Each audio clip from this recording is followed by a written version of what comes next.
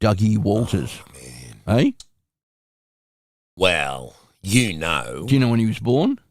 You know what year? Just after the war, I think. 48. 45. Yeah. You go on, buddy. He was my hero growing up. Everyone loved him. He was my cricket hero because he was laconic, had a ciggy, loved a beer, eat a pie, play cards in the dressing room. Did he gamble at all? Yeah, loved a punt. Yeah, still loves a punt. But my two sporting heroes were him and Johnny Sattler from the Rabbitohs. Look at that.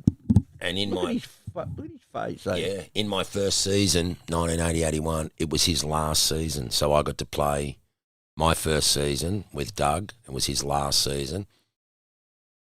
I just couldn't believe I was in the dressing room with Doug Walters, sitting in the dressing room, going out and having a beer with him, having a feed within the team. It was surreal. And I don't see him as much now. But when I do, and he goes like this, Widow or Wits, g'day Wits. I go, hey Dougie, or Freddie. Freddie's one of his nicknames. And Bicky is another one, like a biscuit. Wow. I don't know why Freddie and Bicky. But I say to him, you don't get it. You're still my hero, man. After all these years, you're my number one hero. And he's so coy about it. Very quiet man.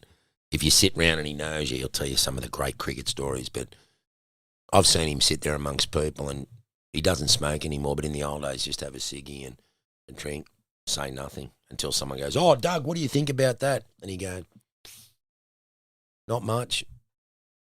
That'd be the answer. Wow. So still typical country, come from Dungog up the Hunter Valley. But for me to play my first season with my cricket hero.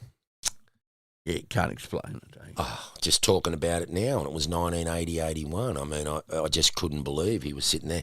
The very first night of my first game, I don't tell this story too often, but he goes, do you want to come out for a beer?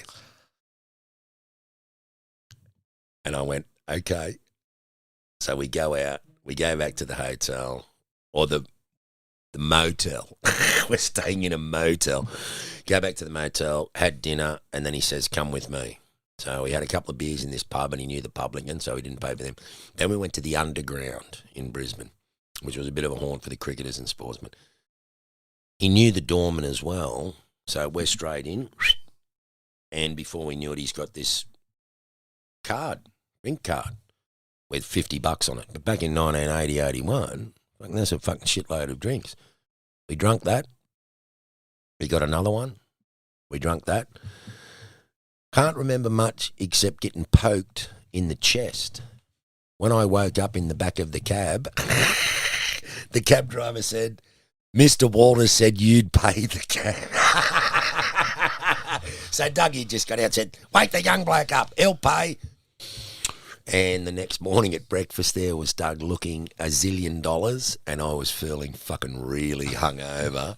But that was my first night of Shell cricket, and how insane to go out with my hero and have a few beers. What a memory. And let him leave me crashed in the back seat of the cab to pay the bill.